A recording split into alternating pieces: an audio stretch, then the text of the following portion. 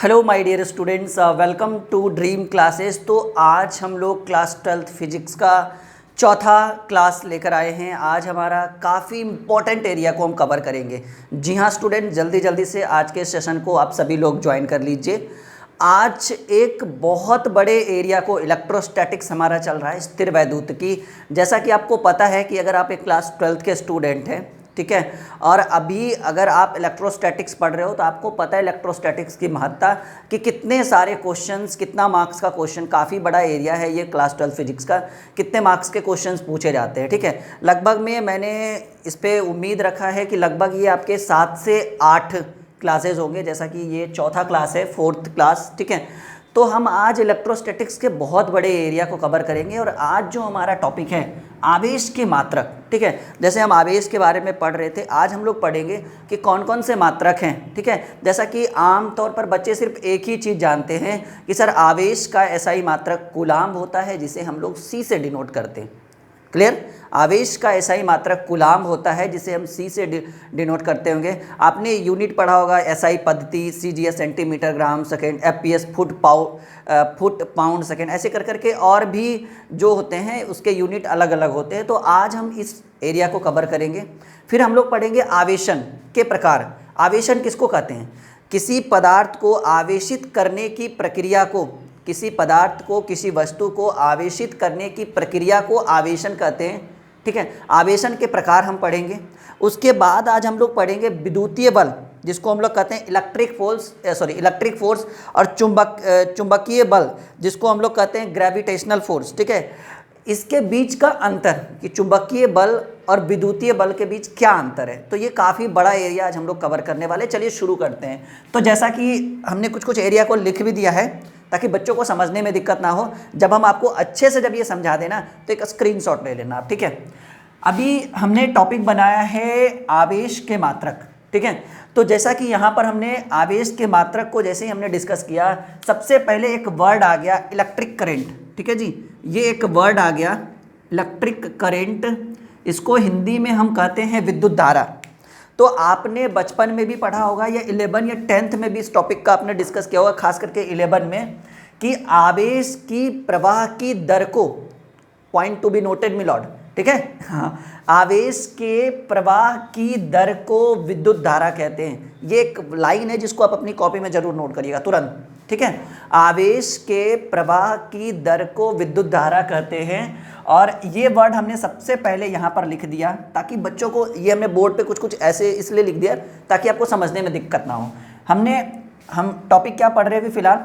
आवेश के मात्रक। आपको पता है कि आवेश का ऐसा ही मात्रक कूलाम्ब होता है जिसे सी से डिनोट करते हैं। बस इसके साथ साथ और भी होता है, फैराडे होता है, स्टेट कूलाम्ब होता है, तो इसके बारे में हम लोग पूरा क्लियर करेंगे। तो हमने एक वर्ड लिखा, एक टॉपिक लिखा, विद्युत धारा, इलेक्ट्रिक करंट। इसके बारे में हमने आपसे कहा कि आवेश के प्रवाह की दर को विद्युत धारा कहते हैं। और विद्युत धारा बराबर एक फॉर्मूला होता है जी, आवेश बटे समय। ठीक है, यानी चार्ज बाई टाइम। तो यहाँ पर हमने एक लाइन लिखा, विद्युत धारा बराबर आवेश बटे समय। अब देखिए समझिए, विद्युत धारा बराबर आवेश बटे समय। अब अगर हम आवेश की बात करें तो ये समय भाग में इधर आएगा तो क्या हो जाएगा, गुणा में हो जाएगा। तो क्या हम charge is equal to electric current into time कर सकते हैं, यानी आवेश बराबर विद्युत धारा गुणे समय। अब सवाल में है कि सर समय गुणा में कैसे हुआ, ये भाग में है समय, ये भाग में इधर आ जाएगा, गुणा में हो जाएगा। तो ये आवेश यानी आवेश बराबर विद्युत धारा गुणे समय। तो इस लाइन को हमने यहाँ पर लिखा, ठीक है, कि आवेश बराबर विद्युत धारा गुणे समय। क्लियर है यहाँ तक? अब आपको पता है कि आवेश का ऐसा ही मात्रक क्या होता है, कूलाम्ब होता है। आवेश का ऐसा ही मात्रक कूलाम्ब होता है, जिसे हम किस चीज़ से डिनोट करेंगे, सी से डिनोट करेंगे। तो हमने यहाँ पर लिखा कूलाम्ब, आवेश को हमने कूलाम्ब लिख दिया। और विद्युत धारा का ऐसा ही मात्रक आपने पढ़ा होगा, 11 में भी पढ़ा होगा कि विद्युत धारा, इलेक्ट्रिक करंट का ऐसा ही मात्रक जो होता है वो एम्पियर होता है। ठीक है, जिसको ए से डिनोट किया जाता है। तो आवेश के जगह पर हमने कूलाम्ब लिख दिया, विद्युत धारा के जगह पे हमने एम्पियर लिख दिया। और समय का तो ऐसा ही मात्रक सेकेंड होता है। समय को किस चीज़ में मापा जाता है, सेकेंड में मापा जाता है। तो क्या हम कूलाम्ब बराबर, क्योंकि आवेश बराबर विद्युत धारा गुणे समय कह सकते हैं, तो क्या हम कूलाम्ब बराबर एम्पियर गुणे सेकेंड नहीं कर सकते? से यस या no? Point to be noted, जिस बात को हम समझाना चाह रहे हैं, आपके माइंड में घुसाने की कोशिश कर रहे हैं, वो ये वर्ड है कि जब हम आवेश बराबर विद्युत धारा गुणे समय। विद्युत धारा बराबर वही कह रहा है कि ये आवेश के प्रवाह की दर को, दर जो होता है वो समय पर होता है, आवेश की प्रवाह की दर को विद्युत धारा कहते हैं। तो विद्युत धारा बराबर फॉर्मूला बना आवेश बटे समय। तो आवेश विद्युत धारा, जब ये आवेश बराबर करेंगे तो समय भाग में दर गुणा में, तो क्या आवेश बराबर विद्युत धारा गुणे समय करेंगे तो आवेश का ऐसा ही मात्रक कुलाम होता है, विद्युत धारा का ऐसा ही मात्रक एम्पियर होता है, समय का ऐसा ही मात्रक सेकेंड होता है। तो क्या हम कुलाम बराबर एम्पियर गुणे सेकेंड कर सकते हैं? से यस या no? Point to be noted, इस चीज़ को नोट करिएगा, ठीक है, इस चीज़ को नोट करिए। क्या हम कुलाम बराबर एम्पियर गुणे सेकेंड करेंगे? बिल्कुल।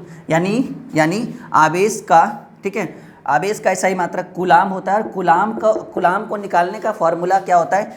एम्पियर, यानी विद्युत धारा गुणे समय गुना करिए, यानी एम्पियर गुणे सेकेंड, यानी कुलाम बराबर एम्पियर गुणे सेकेंड। ये 1 नंबर का क्वेश्चन बना आपका, 1 नंबर का क्वेश्चन बना। मानकर चलिए कि ऑब्जेक्टिव में अगर पूछा जाए कि कुलाम बराबर क्या फॉर्मूला होना चाहिए तो एम्पियर गुणे सेकेंड, या ऐसे भी आपको एग्जाम में पूछ देगा इलेक्ट्रोस्टैटिक्स के कि बाबू एम्पियर गुणे सेकेंड करेंगे तो क्या बनेगा, तो कहेंगे कुलाम बनेगा, यानी एम्पियर गुणे second is equal to coulomb, या कुलाम बराबर एम्पियर गुणे सेकेंड। यहाँ तक क्लियर हो गया? आवेश का ऐसा ही मात्रक कुलाम होता है जिसका फॉर्मूला होगा एम्पियर गुणे सेकेंड। नोट करिएगा इसको अपनी कॉपी में। अब देखिए, अभी हमने पढ़ा था CGS पद्धति, FPS पद्धति, ठीक है, SI पद्धति, स्टैंडर्ड यूनिट, ठीक है, कहते हैं। तो आवेश का जो CGS मात्रक होता है ना, आवेश का CGS मात्रक जो होता है, आवेश का मात्रक कुलाम होता है। एक आपसे पूछेगा कि आवेश का मात्रक क्या होता है तो एकदम बिल्कुल आंख बंद करके कुलाम बोलिएगा। लेकिन अगर एक वर्ड आपसे पूछे कि आवेश का CGS मात्रक क्या था, सेंटीमीटर ग्राम सेकेंड, CGS का फुल फॉर्म हुआ सेंटीमीटर ग्राम सेकेंड, तो कहेंगे सर आवेश का ऐसा ही मात्रक कुलाम होता है। लेकिन जब प्रश्न हमारा इस तरह से पूछे कि आवेश का CGS मात्रक क्या होता है तो हम आंसर क्या बोलेंगे? स्टेट कुलाम बोलेंगे। यानी इस लाइन को आप अपनी कॉपी में नोट करिएगा कि आवेश का CGS मात्रक, आवेश का ऐसा ही मात्रक कुलाम, और CGS मात्रक ऐसा ही मतलब होता है स्टैंडर्ड पद्धति, ठीक है, और CGS सेंटीमीटर ग्राम सेकेंड मात्रक, इसका जो मात्रक होगा, आवेश का CGS मात्रक जो होगा वो स्टेट कुलाम होगा। और एक कुलाम बराबर, समझो इस चीज़ को, ये बहुत इंपॉर्टेंट क्वेश्चन है, ये बहुत इंपॉर्टेंट है ऑब्जेक्टिव के लिए, आपको ये पूछ भी देगा डायरेक्टली एग्जाम में कि 1 कुलाम बराबर कितना स्टेट कुलाम होता है। तो 1 कुलाम बराबर 3 × 10⁹ स्टेट कुलाम, ठीक है, 1 कुलाम बराबर 3 × 10⁹ स्टेट कुलाम होता है। इसको भी अपनी कॉपी में नोट करिएगा, 1 कुलाम बराबर 3 × 10⁹ स्टेट कुलाम होता है। और एक देखिए विद्युत चुंबकीय मात्रक, आपने सुना होगा इलेक्ट्रोमैग्नेटिक यूनिट, पहले यहाँ तक क्लियर करिए कि 1 कुलाम बराबर 3 × 10⁹ स्टेट कुलाम होता है। पहले इसको नोट करिए, उसके बाद हम आगे ये विद्युत चुंबकीय मात्रक के बारे में थोड़ा सा पढ़ेंगे।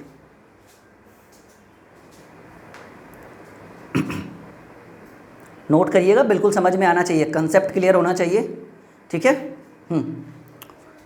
कल कुछ बच्चों का सवाल था कि सर बोर्ड पे ठीक से दिख नहीं रहा है, वो कल जो है ना लाइट ज़्यादा ब्लर हो गया था, आज तो ठीक है, आ रहा है ना समझ में आप लोग को? देखिए कंटिन्यूटी बना के रखिए, शाम 7 बजे लाइव क्लास होती है, शाम 7 बजे ये आपका 40 to 45 या 1 घंटा भी हो सकता है, लगभग में हम लोग अप्रॉक्स 40 मिनट का ये क्लास रखते हैं हम लोग, और इसमें हम आपको बहुत बड़े बड़े एरिया को कवर करेंगे, ठीक है। हर एक टॉपिक पर लगभग में हर एक चैप्टर में 10-10, 12-12 क्लास होगा आपका, ठीक है। तो शाम 7 बजे खुद भी रहिए, अपने दोस्त को भी रखिए, सबको बता दीजिए कि 7 बजे फिजिक्स की क्लासेस होती है ड्रीम क्लासेस पे, सुबह 11 बजे मैथ की क्लासेस होती है, सुबह 7 बजे केमिस्ट्री की क्लासेस होती है, और प्ले स्टोर पे हमारा लर्निंग ऐप है ड्रीम क्लासेस के नाम से, आप उस ऐप को डाउनलोड कर सकते हैं और वहाँ से कंप्लीट कोर्स भी ज्वाइन कर सकते हैं। जैसे अगर टेस्ट सीरीज़ देना हो, लाइव टेस्ट देना हो, ठीक है, तो पोर्टल वहाँ पे ऐप को डाउनलोड करके, हमारा व्हाट्सअप नंबर आपको स्क्रीन पे तो दिखते रहता है बीच बीच में, तो वहाँ से आप जो है ना हमारे टीम को कांटेक्ट कर सकते हैं। और माना जाए तो अभी लॉकडाउन में बहुत अच्छा रहेगा आपके लिए ये सभी चीज़ें,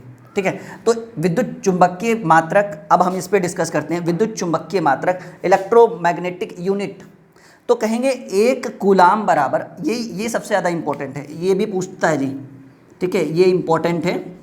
प्रश्न आपसे इस तरह से पूछेगा कि 1 कूलाम बराबर कितने EMU के बराबर होता है। EMU electromagnetic unit, point to be noted, EMU is equal to electromagnetic magnetic unit. तो आपसे प्रश्न पूछेगा कि एक कूलाम कितने EMU के बराबर होता है, तो हम कहेंगे 1/10 EMU। आप इसको ऐसे भी लिख सकते हो 0.1 EMU, लेकिन आपको जो है वो साधारणतः यही देखने को मिलेगा P/Q के रेशियो में, ठीक है, कि सॉरी अंश और हर के रूप में, यानी एक कूलाम बराबर 1/10 EMU। What is EMU? Electromagnetic unit, विद्युत चुंबकीय मात्रक। Point to be noted. आगे बढ़ते हैं, यहाँ तक तो हो गया। फिर आपके माइंड में चल रहा हो सर एक वर्ड बड़ा आते रहता है, फैराडे फैराडे फैराडे फैराडे, ये क्या है? तो फैराडे जो है ये आपका आवेश का सबसे बड़ा मात्रक है। पॉइंट टू बी नोटेड कि फैराडे जो है ये आपके चार्ज यानी आवेश का सबसे, आवेश का ऐसा ही मात्रक कूलम, ठीक है, सीजीएस पत्ती में स्टेट कूलम, लेकिन ये जो फैराडे है ये आवेश का सबसे बड़ा यूनिट है, सबसे बड़ा मात्रक है। तो अब सवाल आता है कि सर ये फैराडे होता क्या है, इसका वैल्यू क्या है? तो हम कहेंगे कि एक फैराडे जो है, ठीक है, एक फैराडे जो है ये आपके 96,500 कूलाम के बराबर है। बहुत अच्छा टॉपिक है ये VVI देखिए, यहाँ से भी आपके वन लाइनर क्वेश्चन बन रहे हैं, ऑब्जेक्टिव वगैरह क्लियर हो रहा है। एक फैराडे बराबर ये इंपॉर्टेंट हम इसको मानेंगे, ठीक है, एक फैराडे बराबर 96,500 कूलाम। देखिए 5 टॉपिक इंपॉर्टेंट हुआ यहाँ से, 4-5 कि विद्युत धारा बराबर, या ऐसे आवेश बराबर विद्युत धारा गुणे समय, या कहिए कूलाम बराबर एम्पियर सेकंड कहेंगे। स्टेट कूलाम, आवेश का सीजीएस में मात्रक स्टेट कूलाम, एक स्टेट कूलाम बराबर 3 × 10⁻⁹, और एक कूलाम बराबर 1/10 EMU, इलेक्ट्रोमैग्नेटिक यूनिट। ये फिर एक यहाँ पर बना एक फैराडे बराबर 96,500 कूलाम। तो ये इतने देर में काफ़ी बड़े एरिया को हम कवर कर चुके हैं। ये आपके यहाँ से 4 से 5 ऑब्जेक्टिव क्लियर हो गया। कॉन्सेप्ट क्लियर, बिल्कुल समझ में आ रहा होगा। अपनी कॉपी में नोट, एक स्क्रीनशॉट ले लो पहले सब लोग, जल्दी से ले लो, स्क्रीनशॉट ले लो। और जब भी क्लास आइए ना, 7 बजे आपकी फिजिक्स की क्लास होती है, लाइक शेयर बिल्कुल करते रहिए, अपने दोस्तों को मोटिवेट करिए कि आइए ड्रीम क्लासेस पे राहुल सर के साथ। जी हाँ बिल्कुल, ठीक है, ड्रीम क्लासेस के ऑनर हैं हम, पूरा ड्रीम क्लासेस हमारे अंडर वर्क कर रहा है, लेकिन बहुत यहाँ के जितने भी टीचर हैं बहुत अच्छे हैं, ठीक है। आपको हमेशा कुछ ना कुछ नया कोशिश करेंगे करवाने का। लगभग में यहाँ पर हमारे चैनल पे और हमारे ऐप्स पे दोनों को मिलाकर अगर माना जाए तो कम से कम 10 टीचर प्लस हैं, ठीक है, 10 से अधिक टीचर हैं। नीट के भी टीचर अवेलेबल है हमारे पास। CBSE के स्टूडेंट के लिए भी बायो चल रहा है, ठीक है, केमिस्ट्री भी हम ला रहे हैं, फिजिक्स भी ला रहे हैं, CBSE के लिए जल्दी आ जाएगा, ठीक है। तो बहुत बड़े एरिया को कवर करें, और सबसे ज़्यादा बेनिफिट उसको होगा जो ऐप डाउनलोड करेगा और वहाँ से कंप्लीट कोर्स है। यहाँ भी बेनिफिट होगा नो डाउट, लेकिन इससे भी ज़्यादा बेनिफिट अगर आपको चाहिए तो ऐप्स पे कंप्लीट कोर्स ज़्यादा बेटर रहेगा, ठीक है। चलिए आगे बढ़ते हैं। अब हम इसको मिटाते हैं। अब हम लोग पढ़ेंगे आवेशन के प्रकार, और आवेशन किसको कहते हैं। मैंने बताया था ना कि किसी वस्तु को, किसी पदार्थ को आवेशित करने की प्रक्रिया को आवेशन कहते हैं। ये 2-3 प्रकार से होता है, ठीक है। मिटाओ, नोट कर लिया ना सब लोग बिल्कुल अच्छे से।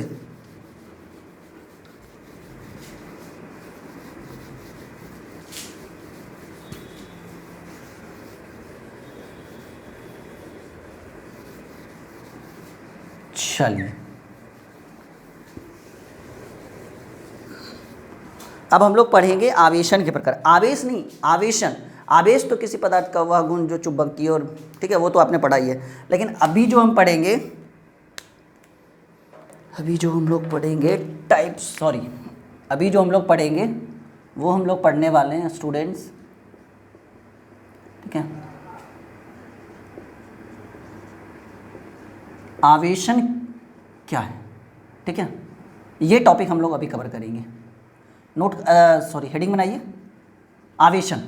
ये पूछता है आपके फिजिक्स में, 12th की फिजिक्स में, ये काफ़ी इंपॉर्टेंट एरिया है, नोट करिएगा इसको, आवेशन को। इसके बारे में हम लिखना चाहेंगे, ठीक है, कि किसी पदार्थ को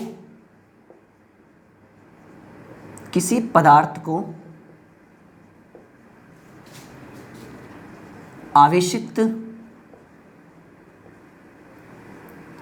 करने की प्रक्रिया को, किसी पदार्थ को आवेशित करने की प्रक्रिया को, आवेशित करने की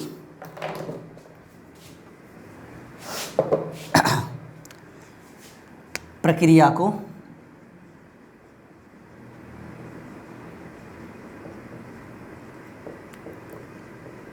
आवेशन कहा जाता है। किसी पदार्थ को या वस्तु को भी कह सकते हैं, कोई दिक्कत नहीं है। किसी पदार्थ या वस्तु को आवेशित करने की प्रक्रिया को आवेशन कहा जाता है।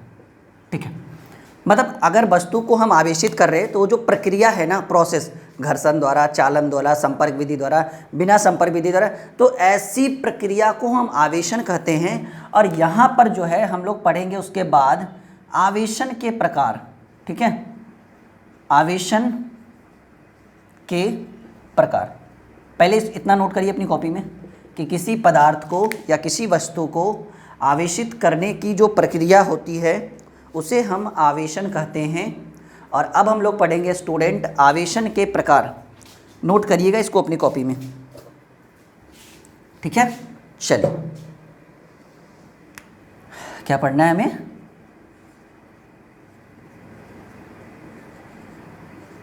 आवेशन के प्रकार। करें? हाँ जी, ओके। आवेशन के प्रकार, तो देखिए आवेशन के दो प्रकार हैं। पहला हम कहेंगे, आवेशन के कितने प्रकार हैं? दो प्रकार हैं। पहला हम कहेंगे संपर्क द्वारा आवेशन। ठीक है, आवेशन के जो हैं वो दो प्रकार हैं। पहला हम कहेंगे संपर्क द्वारा आवेशन और दूसरा कहेंगे प्रेरण द्वारा आवेशन। ठीक है, समझिए इस चीज़ को, कॉन्सेप्ट को आप समझिए कि हम समझाना क्या चाह रहे हैं। किसी वस्तु को, किसी पदार्थ को आवेशित करने की जो प्रोसेस है, जो प्रक्रिया है, उसे हम आवेशन कहते हैं। और ये आवेशन दो तरीके से होता है, एक संपर्क द्वारा आवेशन, और ये जो प्रेरण है ना उसको हम सीधे सीधे आम तौर पर कहते हैं बिना संपर्क द्वारा आवेशन। ठीक है, इसको हम क्या कहेंगे? बिना संपर्क द्वारा आवेशन। समझ रहे इस चीज़ को? एक संपर्क द्वारा आवेशन पढ़ेंगे और एक हम लोग क्या पढ़ेंगे? बिना संपर्क द्वारा आवेशन। क्लियर है? चलो अब देखिए, बिना संपर्क द्वारा आवेशन जो है, प्रेरण द्वारा आवेशन, ये इतना इंपॉर्टेंट नहीं है, लेकिन ये जो है वो आपके लिए बहुत इंपॉर्टेंट है, संपर्क द्वारा आवेशन। तो इसको भी जो है ना ये भी दो तरीके से होता है। ठीक है, ये भी जो होता है संपर्क द्वारा आवेशन भी दो तरीके से होता है, दो प्रकार के होते हैं। एक होता है घर्षण द्वारा आवेशन और एक जो होता है ये होता है चालन द्वारा आवेशन। तो आवेशन के जो प्रकार हैं ये दो हैं, एक संपर्क द्वारा आवेशन, एक प्रेरण द्वारा आवेशन यानी बिना संपर्क द्वारा आवेशन। और संपर्क द्वारा आवेशन में भी आवेशन दो प्रकार के होते हैं, एक घर्षण द्वारा आवेशन, एक चालन द्वारा आवेशन। ठीक है, क्लियर है आप सभी लोग? बिल्कुल, आगे बढ़े। अब देखिए हमें ये पढ़ना है, हमें जो है मेन रूप से पढ़ना कौन सा है? संपर्क द्वारा आवेशन। इसको पूरा क्लियर करना है। बिना प्रेरण वाला इतना इंपॉर्टेंट नहीं है, लेकिन संपर्क वाला बहुत इंपॉर्टेंट है। तो हम यहाँ पर एक हेडिंग बनाते हैं। ठीक है, पहला नंबर संपर्क द्वारा आवेशन। सबको अच्छे से कॉन्सेप्ट करेंगे, मतलब कॉन्सेप्ट से समझाएंगे। संपर्क द्वारा आवेशन, संपर्क द्वारा आवेशन। और इसमें जो है संपर्क द्वारा आवेशन में जो है सबसे पहले जो हम टॉपिक पढ़ेंगे, पहला टॉपिक पढ़ेंगे वो हमारा है स्टूडेंट घर्षण द्वारा आवेशन। घर्षण द्वारा आवेशन। ठीक है, घर्षण द्वारा आवेशन। पहले इसको आप अपनी कॉपी में नोट करिए। ठीक है, घर्षण द्वारा आवेशन। अब देखिए कि घर्षण द्वारा आवेशन कैसे होता है। जब आप इसको समझो, ठीक है, इसको समझो, उसके बाद हम आपको अच्छे से समझाएंगे। जब दो वस्तु को, दो पदार्थ को आपस में रगड़ा जाता है, रब किया जाता है ऐसे ऐसे करके। ठीक है, जब दो, इसमें एग्जांपल भी हम देंगे, लंबा चलेंगे हम लोग। ठीक है, जब दो पदार्थ को, दो वस्तु को आपस में रब किया जाता है, रगड़ा जाता है, घिसा जाता है, तो ऐसा करने से उन दोनों के बीच आवेश उत्पन्न होता है। ठीक है, मानकर चलिए कि, और आवेश उत्पन्न होने से इलेक्ट्रॉन का स्थानांतरण होता है। स्थानांतरण होना यानी एक दूसरे में जाता है, इसका इलेक्ट्रॉन उसमें चला गया या तो उसका इलेक्ट्रॉन इसमें चला गया। तो मानकर चलिए कि ये दो वस्तुएं, और भी एग्जांपल हम देंगे। मानकर चलिए ये दो वस्तु है, इसको हमने आपस में रगड़ा, टॉपिक क्या है? घर्षण द्वारा। घर्षण यानी रगड़ना। जब हम दोनों वस्तु को हमने आपस में रगड़ा, रब करने पर या रगड़ने पर मानकर चलिए कि 3 इलेक्ट्रॉन जो है, 3 इलेक्ट्रॉन, ठीक है, इससे निकलकर इसमें चला गया। समझो इस चीज़ को। 3 इलेक्ट्रॉन इस काले वाले पेन से निकलकर इस रेड वाले पेन में चला गया, तो इसमें इलेक्ट्रॉन की कमी हो गई, यानी इसने 3 इलेक्ट्रॉन को त्याग किया और इसने 3 इलेक्ट्रॉन को ग्रहण किया। 3 या 2 कुछ भी लीजिए, वो तो आपके ऊपर डिपेंड करता है, हम तो बस एग्जांपल दे रहे हैं। तो हमने इसको रगड़ा, इसके साथ रगड़ा, तो इससे 3 इलेक्ट्रॉन निकल गया और इसमें 3 इलेक्ट्रॉन चला गया। तो इसमें 3 इलेक्ट्रॉन निकल गया, यानी इसमें 3 इलेक्ट्रॉन की कमी हो गई। और आपको पता होना चाहिए कि इलेक्ट्रॉन का त्याग करने से इसके ऊपर पॉजिटिव चार्ज लगेगा, पॉजिटिव चार्ज आ जाएगा, क्योंकि इसने इलेक्ट्रॉन का त्याग किया है। इसने 3 इलेक्ट्रॉन ग्रहण किया, तो इसके ऊपर 3 इलेक्ट्रॉन का जो है वो कौन सा चार्ज लगेगा? निगेटिव चार्ज लगेगा। यानी जब आपस में जब 2 वस्तु को आपस में रगड़ने से, घर्षण करने से इलेक्ट्रॉन का स्थानांतरण होता है, ठीक है। इलेक्ट्रॉन के स्थानांतरण में एक वस्तु से इलेक्ट्रॉन निकलकर, इसको एक हम डेफिनेशन में लिखाएंगे, एक वस्तु से इलेक्ट्रॉन निकलकर दूसरे वस्तु में इलेक्ट्रॉन चला जाता है। ऐसा होने से जिस वस्तु से या जिस पदार्थ से इलेक्ट्रॉन निकलेगा उसमें इलेक्ट्रॉन की कमी होने के कारण उस पर पॉजिटिव चार्ज, यानी वो धनावेशित हो जाएगा, और जिसने इलेक्ट्रॉन को ग्रहण किया उसमें इलेक्ट्रॉन की वृद्धि होने के कारण वह ऋणावेशित हो जाता है, ठीक है। और इसे ही हम, ये जो है, इसे हम इलेक्ट्रॉन का स्थानांतरण कहते हैं। और इस प्रक्रिया को हम कौन सी प्रक्रिया कहते हैं? घर्षण प्रक्रिया कहते हैं, या घर्षण द्वारा आवेशन कहते हैं। तो लिखिएगा थोड़ा सा 2-3 लाइन लिखिएगा। लाइन लिखना है ना, इसका एग्जाम्पल लिखना है ना, सॉरी, इसमें और भी एग्जाम्पल देंगे, पहले इसके बारे में डेफिनेशन लिखिएगा कि जब दो वस्तु को एक साथ रगड़ा जाता है, रब किया जाता है, रगड़ा जाता है या रब किया जाता है, तो वैसी स्थिति में इलेक्ट्रॉन का स्थानांतरण होता है। वैसी स्थिति में लिखिएगा, आप लोग कमेंट बॉक्स में लिखिए, उससे क्या है ना, थोड़ा आपका माइंड खुलेगा, ठीक है। आप लोग कमेंट बॉक्स में डेफिनेशन लिख सकते हैं जब आपकी मर्जी हो तो। लाइव चैट है जी नीचे, लाइव चैट, उसमें लिख सकते हैं या कमेंट बॉक्स में, ठीक है। तो जब 2 वस्तु को एक साथ आपस में लाकर रगड़ा जाता है तो ऐसी स्थिति में इलेक्ट्रॉन का स्थानांतरण होता है। एक वस्तु से इलेक्ट्रॉन निकलकर दूसरे वस्तु में चला जाता है। वो पहला कौन है दूसरा कौन है नहीं पता, मानकर चलते हैं कि पहला ये दूसरा ये, तो पहले वस्तु से या दूसरे से पहला या पहला से दूसरा निकलकर इलेक्ट्रॉन चला जाता है। माना कि पहले वस्तु से 2 इलेक्ट्रॉन निकलकर दूसरे वस्तु में चला जाए।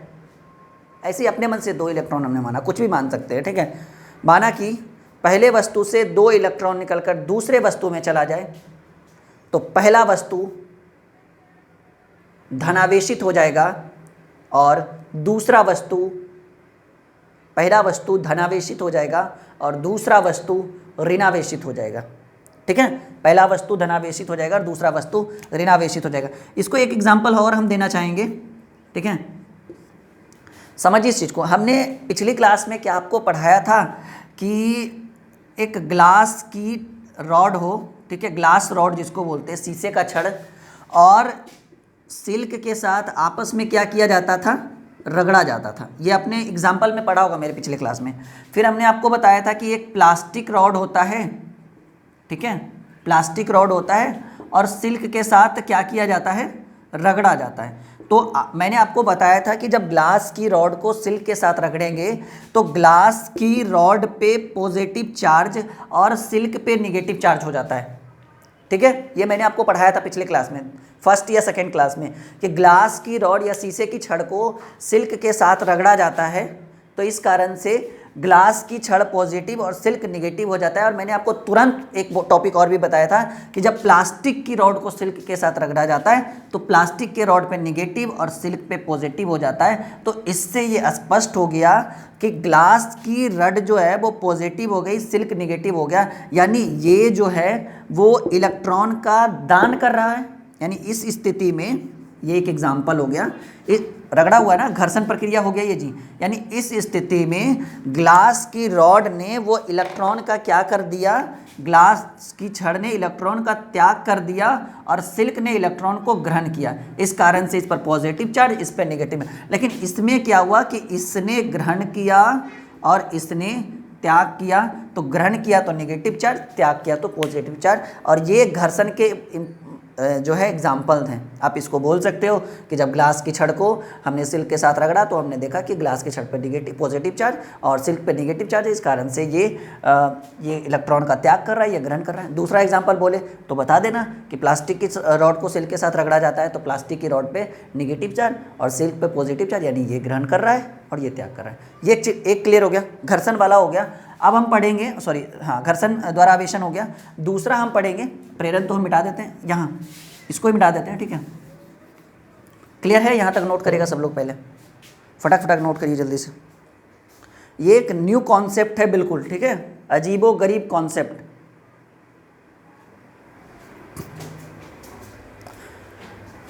प्रेरण वाला भी पढ़ा देंगे बाद में, पहले आज हम लोग घर्षण पढ़ा के, चालन पढ़ा के, उसके बाद हम लोग विद्युतीय बल और गुरुत्वाकर्षण बल में डिफरेंस पढ़ लेंगे। फिर प्रेरण वाला भी अगर आपका फोर्स होगा, आपके कमेंट्स आएंगे तो मैं वो भी पढ़ा दूंगा, लेकिन उतना इंपॉर्टेंट नहीं है, पर फिर भी चलो अगर आपकी मर्जी हो तो। चलो, संपर्क वाला हो गया। ये संपर्क हुआ ना जी, ये संपर्क इसलिए हुआ क्योंकि ये एक दूसरे को टच कर रहा है, उसके बाद घर्षित हो रहा है, तो संपर्क द्वारा आवेशन। दूसरा हम पढ़ेंगे, घर्षण द्वारा हो गया ना, संपर्क द्वारा आवेशन में घर्षण हो गया। दूसरा हम यहीं पे कर देते हैं, ठीक है, दूसरा हम कर देते हैं, हमने लिखा था ना, देखो, चालन द्वारा आवेशन, ठीक है।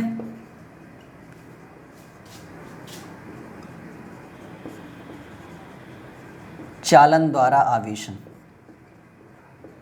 इसको नोट कर लो पहले। घर्षण वाला हो गया, घर्षण वाला हो गया ना, एग्जाम्पल दोनों। अब हम लोग पढ़ेंगे स्टूडेंट चालन द्वारा आवेशन, इसको नोट करिए पहले कॉपी में।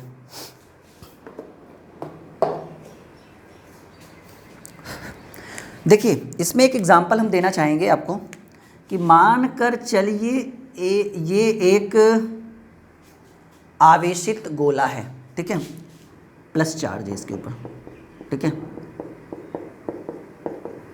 ये चालन हो गया आपका, ठीक है।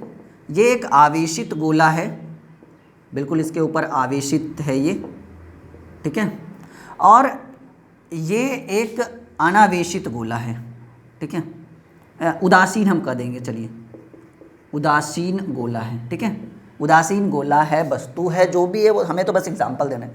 तो ये एक आवेशित गोला है, ये एक उदासीन गोला है। हमने क्या किया कि एक चालक तार को इस आवेशित गोले से जोड़कर कहाँ टच कर दिया, हमने उदासीन गोले में टच कर दिया। तो हम क्या देखेंगे, ये एक आवेशित गोला है, ये एक उदासीन गोला है, और हमने क्या कर दिया कि एक चालक तार को आवेशित गोले से उदासीन गोले को जोड़ दिया।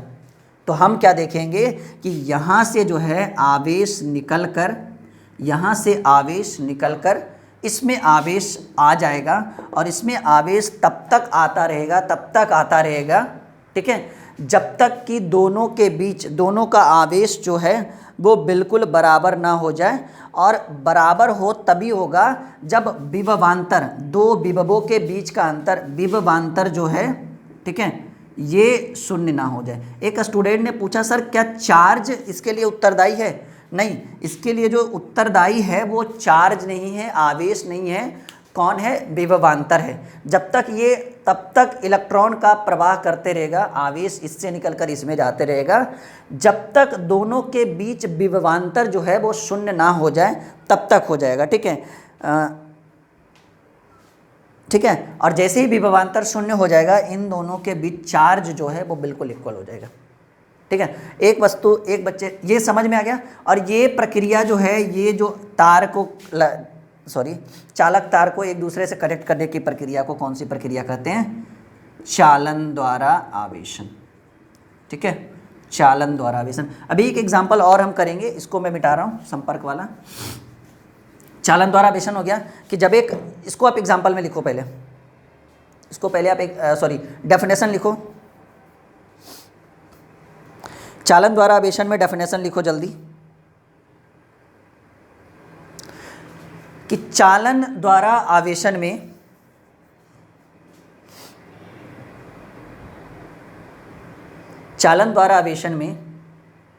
लिखते चलो कॉपी में, फिर बाद में मत बोलना कि सर आपने डेफिनेशन नहीं लिखा है।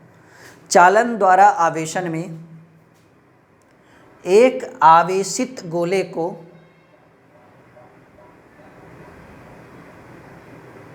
एक उदासीन गोले के साथ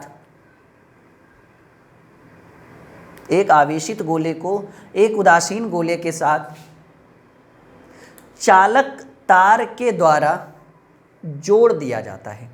एक आवेशित गोले को उदासीन गोले के साथ चालक तार के द्वारा जोड़ दिया जाता है, जिस कारण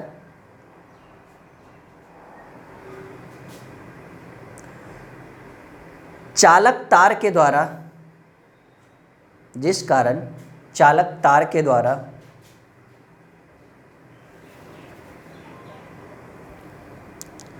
आवेशित गोले से आवेश निकलकर उदासीन गोले में चला जाता है। ठीक है, चालक तार के द्वारा आवेशित गोले से आवेश निकलकर उदासीन गोले में चला जाता है।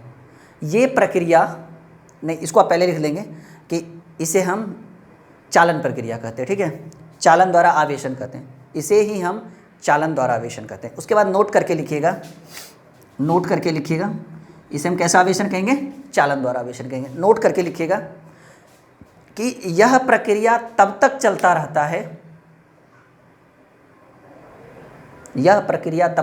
रहता है जब तक दोनों गोले के बीच का विभवांतर शून्य ना हो जाए। यहां मैंने लिखा दिया, यह प्रक्रिया तब तक चलता रहता है जब तक दोनों गोले के बीच का विभवांतर शून्य ना हो जाए। फिर लिखिएगा कि विभवांतर शून्य होने के बाद आवेश बराबर हो जाता है, आवेश समान हो जाता है। ठीक है, इसे हम कौन सी प्रक्रिया कहेंगे? चालन द्वारा आवेशन कहेंगे। ठीक है, एक एग्जाम्पल हम देना चाहेंगे। इसके बाद में एक और बच्चे ने टॉपिक छेड़ा था कि सर कैसे होगा, कि इसको कैसे करेंगे। सर मानकर चलिए कि एक तो उदासीन था, एक आवेशित था, तो ठीक है, इससे इसमें जो है आवेश का स्थानांतरण हो गया, तो चलो भाई ये भी उसके बाद जब ये विभवांतर शून्य हो जाएगा ना, तो ये तो ऑलरेडी आवेशित था, ये भी क्या हो जाएगा जी? आवेशित हो जाएगा। ठीक है, ये आवेशित हो जाएगा, इस चीज़ को याद रखिएगा। एक बच्चे ने बोला कि सर ठीक है, एक उदासीन था, एक आवेशित था, तो इस तरह से चालन द्वारा आवेशन करके हम उनको आवेशित कर दिए।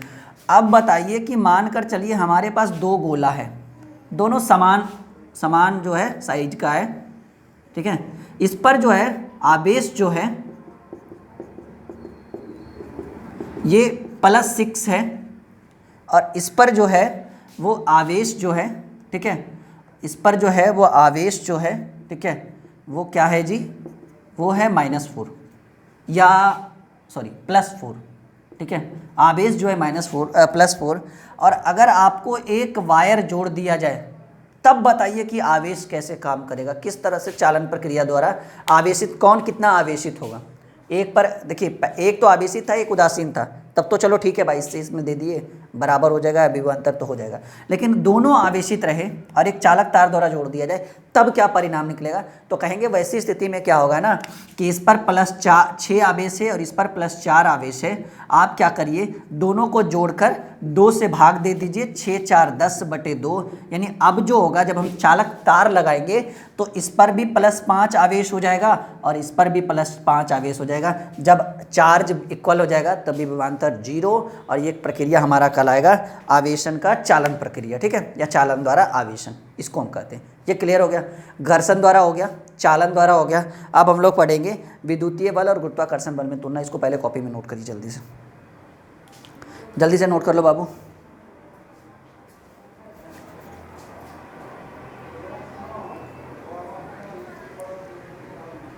कॉन्सेप्ट बिल्कुल क्लियर हो रहा होगा, आपके माइंड में जा रहा होगा बिल्कुल, ठीक है, जो हम पढ़ाना चाह रहे हैं।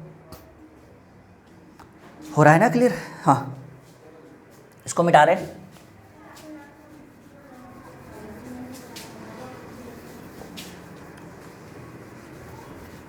जैसे टॉपिक पढ़ाया जाए ना, एक स्क्रीनशॉट ले लो आप लोग बढ़िया से।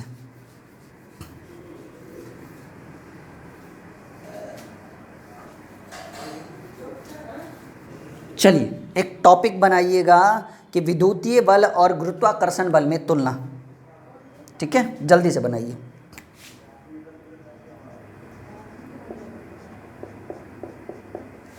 टॉपिक है विद्युतीय बल और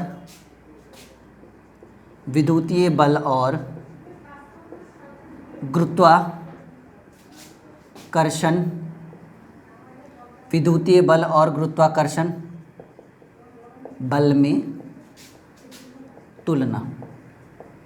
ये बहुत इम्पोर्टेंट टॉपिक है, ठीक है। अभी ठीक है, विद्युतीय बल और गुरुत्वाकर्षण बल में तुलना, comparison between electric force and gravitational force, ठीक है।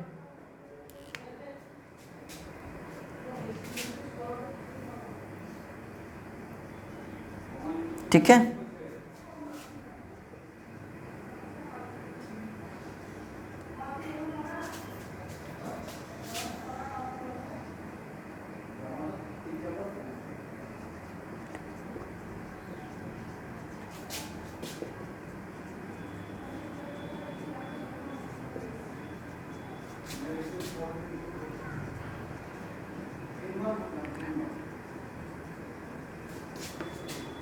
चलो टॉपिक नोट करो। Comparison between electric force and gravitational force, गुरुत्वाकर्षण बल या गुरुत्वीय बल, जो भी कहिए, गुरुत्वाकर्षण ही पूरा बढ़िया रहेगा। विद्युतीय बल और गुरुत्वाकर्षण बल में तुलना, comparison between electric force and gravitational force, ठीक है।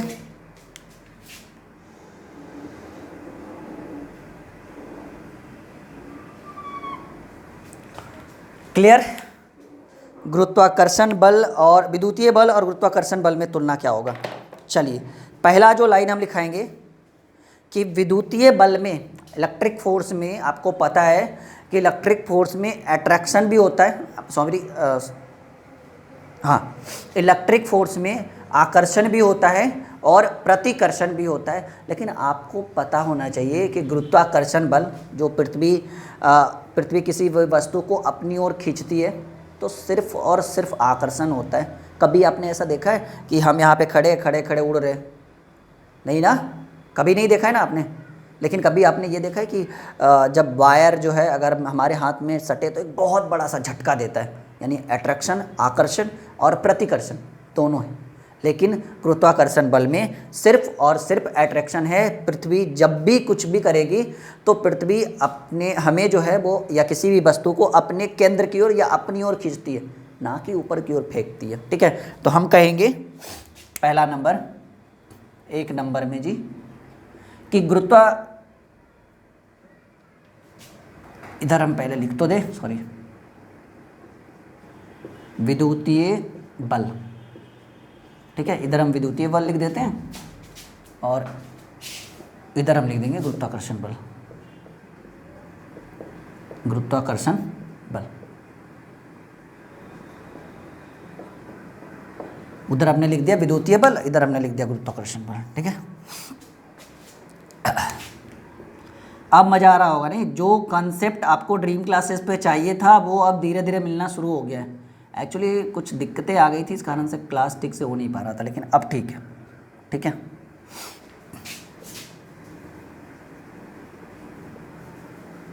देखो, लाइक शेयर जरूर करिएगा और प्ले स्टोर से ऐप जरूर डाउनलोड करिएगा अगर आप हमारे ओरिजिनल स्टूडेंट हैं, ठीक है, रेगुलर स्टूडेंट हैं तब। तो चलिए, सबसे पहले विद्युतीय बल। विद्युतीय बल कहेंगे कि विद्युतीय बल में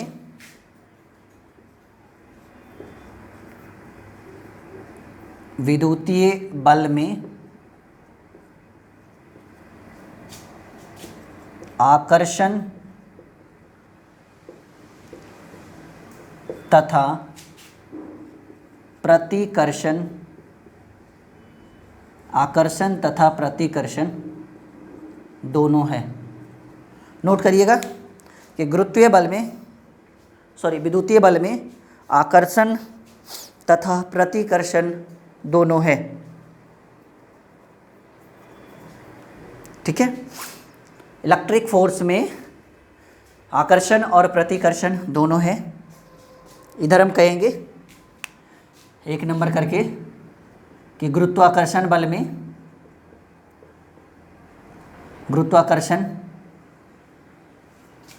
में सिर्फ आकर्षण है।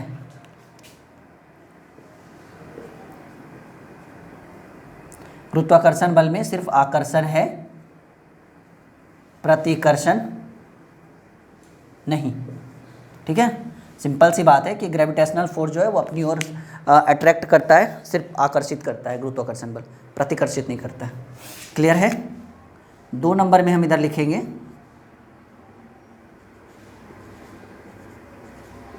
ठीक है, 2 नंबर में हम लिखेंगे कि विद्युतीय बल, इलेक्ट्रिक फोर्स जो है वो माध्यम पर निर्भर करता है। सिंपल सी बात है कि जो फोर्स है, इलेक्ट्रिक फोर्स जो लग रहा है, विद्युतीय बल जो है वो किस माध्यम में है, ठोस है, द्रव है, गैस है, निर्वात में है, पानी में है, कांच में है, छड़ में है, तो ठोस में है, तो वो डिपेंड करता है उस हिसाब से उसका पावर। देखिएगा, सिंपल सी बात है कि जैसे पानी में अगर वायर छोड़ दे तो आपको पता है ना क्या होगा। पानी में अगर वो छोड़ दे, नंगी तार को अगर हम छोड़ दे तो आपको पता है ना कितना गति से वो बिल्कुल वो असर करेगा बॉडी पे, पूरा एकदम वहीं पे ख़त्म। लेकिन अगर सूखे स्थान पर अगर छोड़ दे तो थोड़ा सा झटका मारेगा या कुछ भी, वही सेम पावर का। तो हम कहेंगे कि विद्युतीय बल माध्यम पर निर्भर करता है। ठीक है, विद्युतीय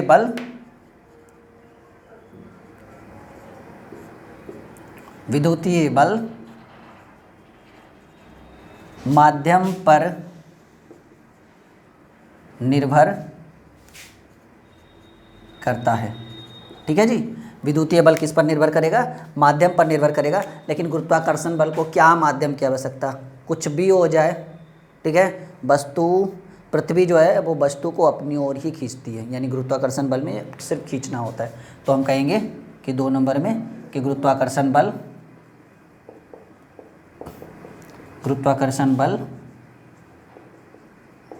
माध्यम पर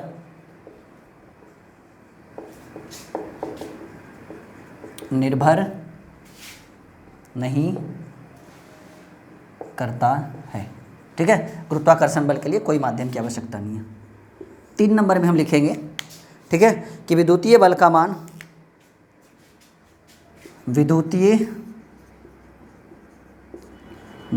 मान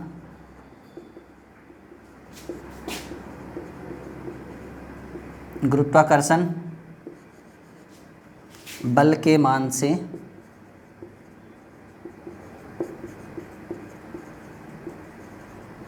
अधिक होता है। ठीक है, यानी विद्युतीय बल का जो वैल्यू होगा वो गुरुत्वाकर्षण बल के मान से अधिक होगा। तो सिंपल सी बात है, गुरुत्वाकर्षण बल कम होगा। तो तीसरा में कहेंगे कि गुरुत्वाकर्षण बल का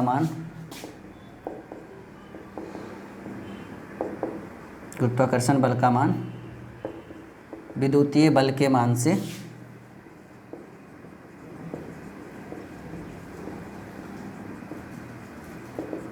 ठीक है कम होगा। विद्युतीय बल जो है, विद्युतीय बल सार्वत्रिक, आपने पढ़ा होगा ना, यूनिवर्सल। ठीक है, सार्वत्रिक नहीं होते। तो सिंपल सी बात है कि गुरुत्वाकर्षण बल जो है यूनिवर्सल होगा, सार्वत्रिक होगा। कहेंगे कि गुरुत्वाकर्षण बल सार्वत्रिक होते हैं। ठीक है, क्लियर। 5वां जो हम लिखना चाहेंगे, कहेंगे कि विद्युतीय बल आवेश के कारण होता है। उत्पन्न जो है वो चार्ज के कारण होता है। विद्युतीय बल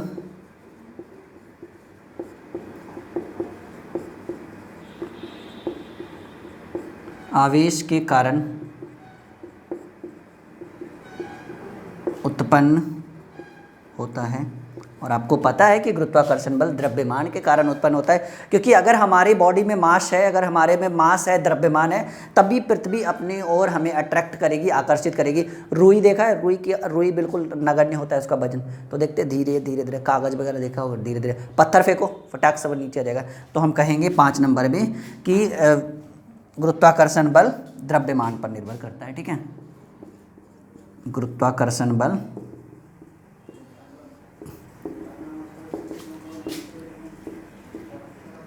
द्रव्यमान पर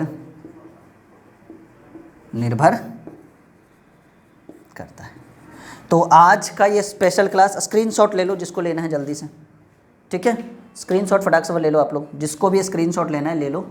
ये बहुत ही मज़ेदार क्लास था जी हमारा, काफ़ी लंबा चला, बट उसकी कोई चिंता नहीं है। अगर आप लोग समझ रहे हो, आपके माइंड में जा रहा है, तो कोई दिक्कत नहीं है।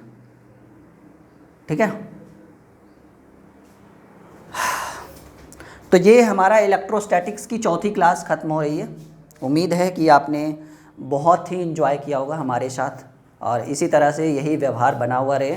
ठीक है, हम आप हैं तो हम हैं। ठीक है, क्योंकि हमने एक नारा दिया है, एक वर्ड दिया है। ठीक है, और ये जो कथन है ये हमारा कहना है। हमारा कहना है कि आपकी सफलता हमारी पहचान। जी हाँ, अगर आप सफल है तभी हमारी पहचान हो पाएगी।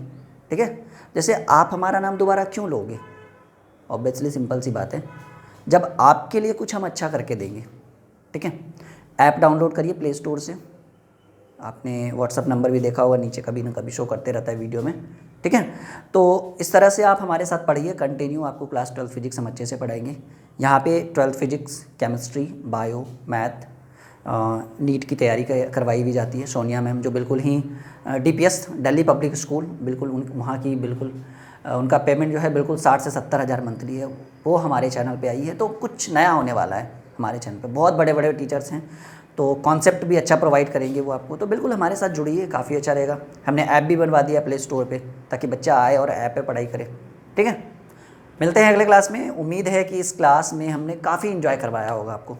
ये आपने उम्मीद है कि फ़ोटो क्लिक कर लिया होगा, इसको ऐसा करके स्क्रीनशॉट ले लिया आपने। हाँ, बाय बाय, एंड अच्छे से पढ़ाई करिए, बिल्कुल सफलता मिलेगी। ठीक है।